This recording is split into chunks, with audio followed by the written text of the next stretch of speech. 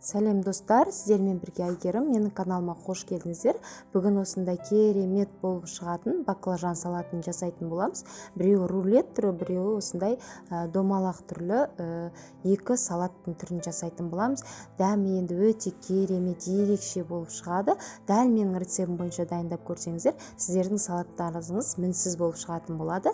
Менің каналыма тіркелмеген болсаңыздар, тіркеліп подписацияны басып қойыңыздар. Алдағы уақытта сіздерге рецепттер салып тұратын боламын. Ал бізге керегі осындай 4 штук баклажан керек. Екі шетін барлығын кесіп дайындап, осындай ұзынша солонка қылып тураймыз. Өте жұқа қылсаңыздар болады, қатты қалың болып кетпесін, орташа көлемде өстіп кесетін боламыз. Осындай болу керек. Одан кейін осындай домалақ қылып кесіп аламыз барлығын. Екі түр салат жасаймыз. Сухари, осындай чеснок керек, майонез керек, помидорды осылай бөліп барлығын алдын ала дайындап алдым.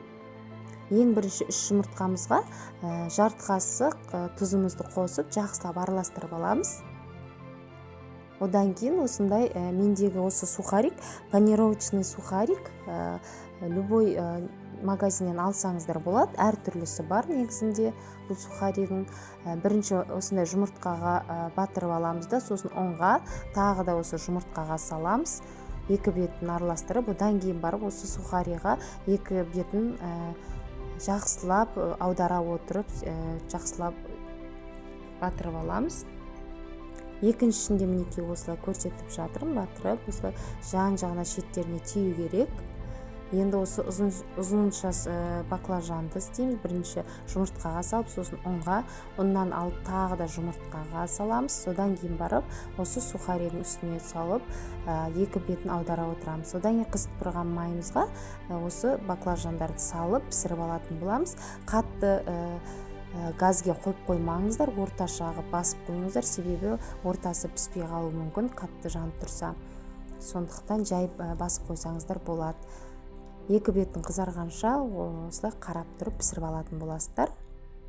Мен осындай астына салфетка төседім, майы қатты болмасын деп. Өте керемет шығады екен. Негізі мен бұл салатты екінші рет жасап жатырмын. Отбасыма өте қатты ұнаған соң бүгінде жасап көріп жатырмын.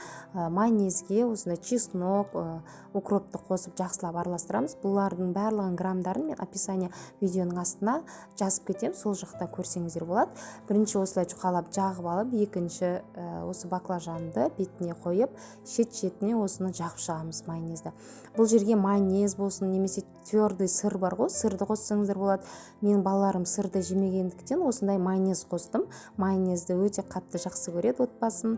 Осылай тағы да көрсетіп жатырмын, ортасына және екі шетіне жағып, осындай көк пиязға шеттерінің барлығын айналдыра отырып жағасыздар, қараңыздар. Батырып аламыз, осылай шетінің бәрі укроппен. Енді рулет тәрізді салатымызды істейміз. Баклажанға жаңа салмамызды жағып, одан кейін жаңа помидорымызды, қиярымызды салып орайтын боламыз. Ішіне помидорымызды салып орайтын боламыз. Капустаны қоссаңыздар да болады, салатный листаны, әркім енді өз қалауымен жасай береді.